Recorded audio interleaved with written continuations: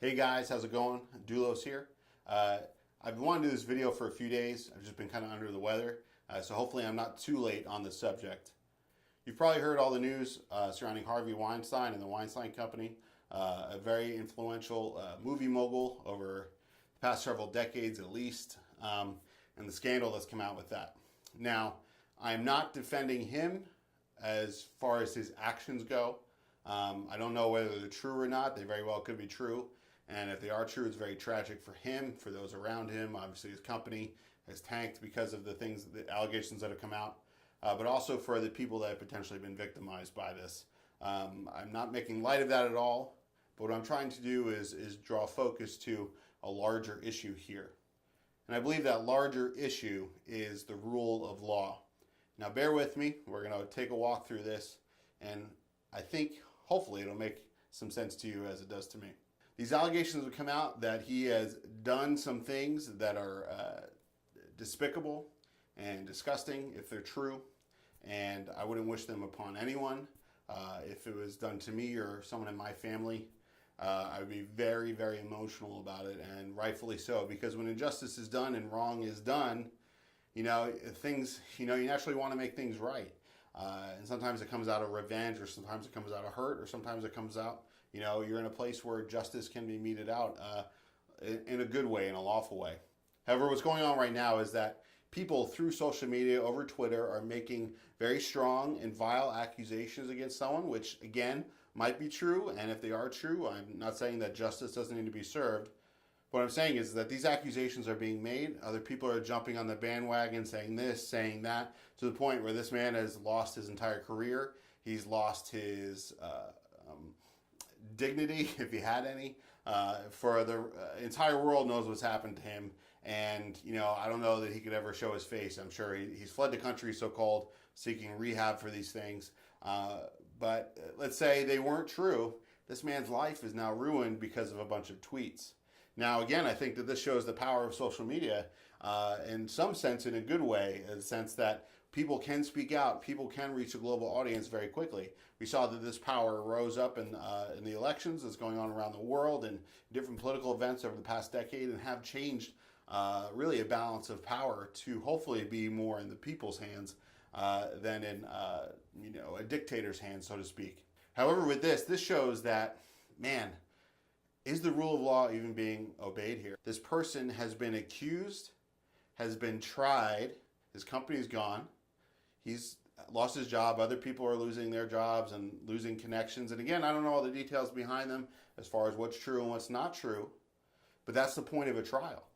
That's the point of being innocent until proven guilty, to where if accusations are brought against you, the burden of proof lies with the accuser to then prove that you have done these things. Now, to just say it on Twitter and just in this atmosphere that we live in where anyone can say anything, and all of a sudden if it's accepted or if you want to believe it, it's all of a sudden truth, to where this person is now dragged out of their society, dragged out into the public square on the media and in social media, and even in their own personal life, they're judged. Imagine if there wasn't Twitter. Imagine if this was a city square. I think that Harvey Weinstein probably would have been beaten and killed by this point, but he's instead fled for his life. And imagine him showing his face somewhere. People are going to give him looks. People are not going to want to be around him or be nice to him. And again, if he's done these things, that might be warranted. There needs to be a discipline in his life, a punishment, a metering out of justice if these things are true. What I'm saying is the way we're going about them is a very slippery slope, and I think we've already started to fall very far down that slope, and I don't know that we'll be able to claw our way back up, so to speak. This is what they call a lynch mob, where an angry mob is upset about something, goes out, grabs the accused, right or wrong, and then metes out punishment on them without a trial, without a jury. They're guilty because we say they're guilty, and we're mad and we're passionate, and we're going to do something about it. Now, the Sixth Amendment in the U.S. Constitution guarantees a right to a fair trial, to where when you're accused of something that is a serious crime, a heinous crime, and again, there might be a statute of limitations here and things of that nature, these things don't apply, and either way, the truth probably needs to come to light on these things, but you still have the right to a fair trial. He's being investigated by all of these agencies, and yet even if they investigate him and maybe they find out that he's not guilty, that's never going to make it to the front page. People are never going to believe that. The world right now, this man is basically being put on death row, if not physically, but every other area in his life. You know, throughout history and throughout the world, there's even the idea of being innocent until proven guilty, to where we expect this right for ourselves. Man, if you're accused or I'm accused by somebody, you know, maybe it's a false accusation, there's damage that can be done with just words. You know, there's slander, there's libel, and these things used to have weight in society in court. You know, these things are like gossip, but taken to another extent, to an extent where it really can destroy a person or can destroy a society. But if you're innocent until proven guilty, you at least have a shot of fighting back, of upholding your reputation if things are wrong. And if you are wrong, to at least fess up and deal with it and say, yes, I did these things. I did the wrong thing. Maybe may help me make reparations for them. You know, whether they mean it or not. You know, sometimes when you get caught, it's not really the truth. You know, you're just doing it because you got caught. You're sorry because you got caught, not because you did the wrong thing. You know, the Bible says that your sin will find you out, and eventually your sin is gonna catch up with you. You can cover it up, you can hide it, you can sweep it under the carpet, you can treat it like it's normal, but eventually it's gonna catch up with you. And I think in this case, you know, if he has done these things, it's caught up with him, and his life is being destroyed. And we've seen that with other people, with politicians. They do something wrong, they cover it up, but then they go to run for office or do something, or they get on someone's bad side, it's brought out, and then all of a sudden their whole lives are destroyed. And again, it just becomes this big mess. But I think that this is sort of the tip of the iceberg. This is really a litmus test of our society, because you look around, this is not the only thing that's going on right now. There's this cafe, Tucson, Arizona, that is now closed because of a social media post they made. The social media post was not a hate-filled post.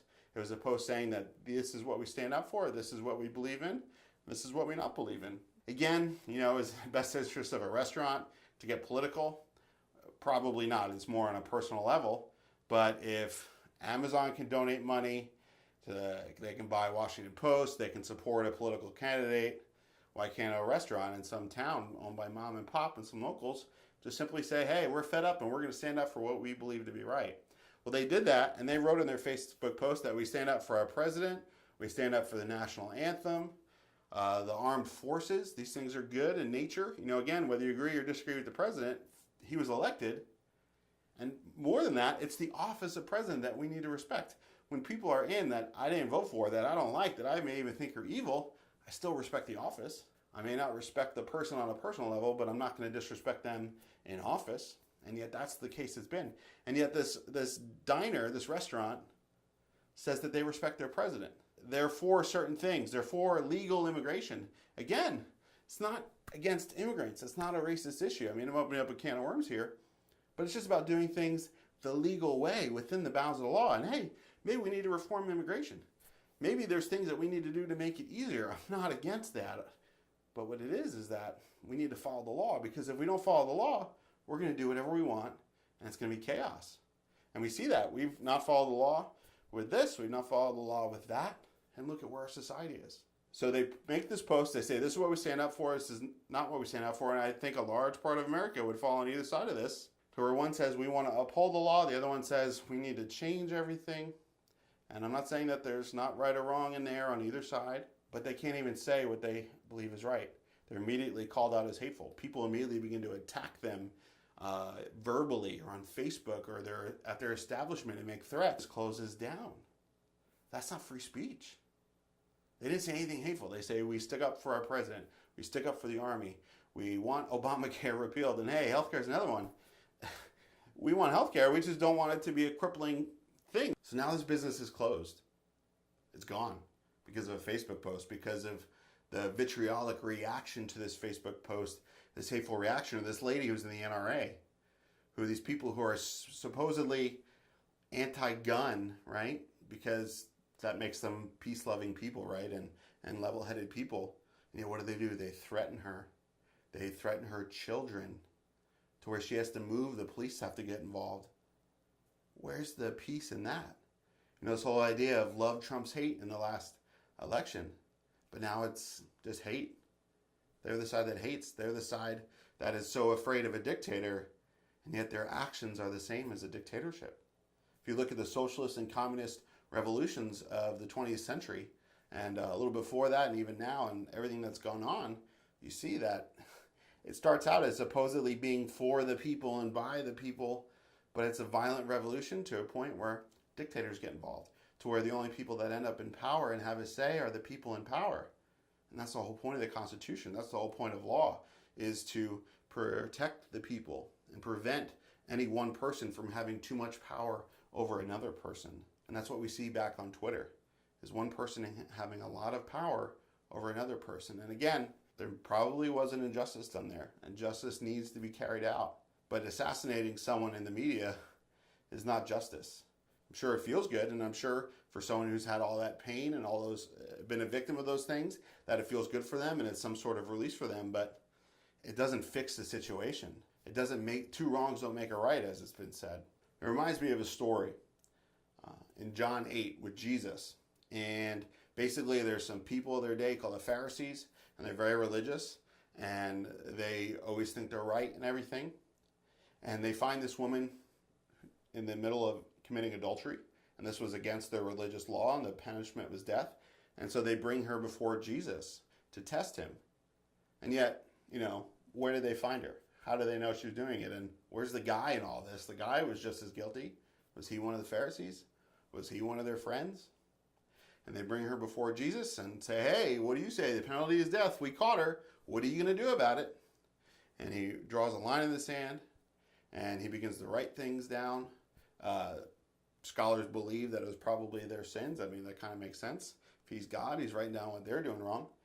And he says to them, whoever is without sin, cast the first stone. Go ahead. The law is correct. She did something very wrong. According to the religious law, she needs to be put to death. So you, who are without sin, who's able to cast proper judgment on someone, go ahead and throw a first stone. And as he writes in the sand, the older guys go away first, because when you're older, you realize, yeah, I haven't done anything perfect in my life. I'm really not as good as I think I am. And when you're younger, you tend to think you know it all and you've never done anything wrong. And eventually they all walk away. And he says, hey, your accuser's on here, and I'm not going to accuse you either. He doesn't say, hey, it's okay what you're doing. Go keep doing what you're doing. He basically forgives her and says, don't do it anymore. But he gave her a fair trial, so to speak. In fact, and even an unfair trial, because he gave her grace and forgiveness when she deserved death.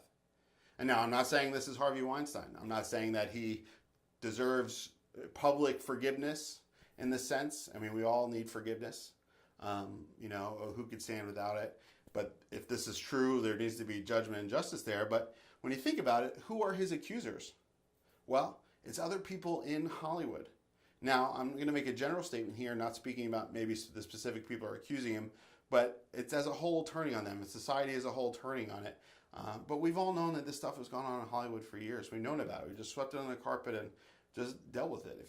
There's a reason why I never want my kids to go into Hollywood and acting or into show business, because you see what happens. They go as innocent little kids, and something happens between Mickey Mouse Club and MTV, where what happened to this little boy, this little girl? What happened to them to change them so much? But we get these people who claim to have the moral high ground because they've been hurt, and yet what is their life like? The main accuser of Harvey Weinstein is Marilyn Manson's wife. Now, whatever, you like Marilyn Manson or not, but their life is about immorality and pushing immorality, and that's just the life they live. And hey, I'm not mad at them. I'm not judging them. I hope they come to see the truth in the life in Jesus. I'm not mad at them, and I'm not judging them, but I hope that they see that there's a little bit of hypocrisy there. The Hollywood, which pushes immorality on everyone, has this hidden immorality in itself. And now all of a sudden it's being held to the fire, and they're pointing fingers at each other when, it's definitely, I think, in a way worse to molest someone or hurt someone or forcibly put yourself on someone than it is to, just act it. But we see Hollywood, which basically peddles immorality, is now all up in arms about immorality actually taking place. There's a hypocrisy there. For the victims, I think that they deserve justice, and I'm not trying to belittle their pain. But when we act out of emotion, we act out of pain, and we do it in the wrong way, it doesn't fix anything. It makes you feel better. Maybe it actually gets rid of this person in power who's doing the wrong thing, but it just turns society into a mob. And we're not living by the law anymore to keep things together, to keep society together.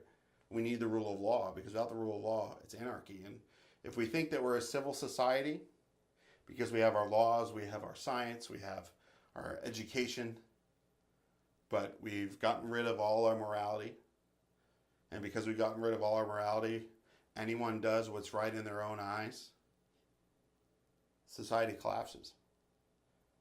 And America has fallen apart at the seams. And this is one of those things where we say we have a law, we say that the law is good, and that we want the law, we want it to come to our side, but we're going to skirt it every chance we get because we feel that's the thing we need to do. Where does it stop? Where does it end? That's the point of the law, to put an end, to focus it, to hone it, to get it going in the right direction. So I hope you can see that when wrong things happen, we need to go through the law to get the right outcome. When something wrong happens and we throw out the law and we take it into our own hands, that's vigilantism. And that can get dangerous real quick, because everyone will be a vigilante and will become a mob fighting a mob. You know, there's not going to be a rule of law. There's going to be a civil war. There can be riots. Again, sometimes things bubble over when there's wrong things going on. But the major wrong thing here is that we're casting away everything that says what's right and what's wrong, and there's a right way to meter out justice, and there's a wrong way to meter out justice. It makes me think of jury duty. Now, no one wants to do jury duty. It scares me. If I ever need a jury to come to my aid, come to my defense, and no one wants to be there, man, am I going to get a fair trial? I don't know.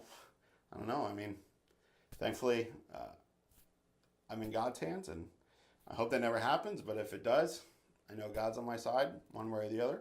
But sincerely, let's be careful what paths we go down, what slippery slopes we want to avoid, and make sure that we stay, as a society, on the right track. And I don't think we are. I think we're very off track.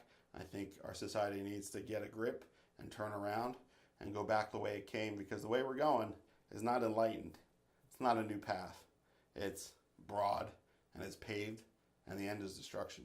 So guys, thanks for watching. Please like, favorite, subscribe, all that good stuff. Please keep the comments civil below, otherwise I'll turn them off. But sincerely, keep standing up for what's right. I mean, this is the day and age where we need to do that. And now again, there should be justice, there should be a legal system, there should be a fair trial. But when we go around lynch mobbing everybody, watch out. Because one day you'll be in the lynch mob, and the other day you'll be at the receiving end of that lynch mob. So may God bless you, and keep standing up for what's right.